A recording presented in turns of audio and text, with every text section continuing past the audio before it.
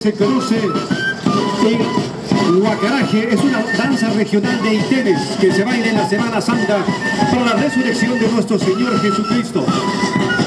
Nos acompañan un muñeco de paja, el Judas que simboliza Judas Iscariote, que luego queman en muestra de repulsa y hay una fiesta de Judas. Y es lo que estamos viendo, la danza del oriente boliviano presente en Valencia, España.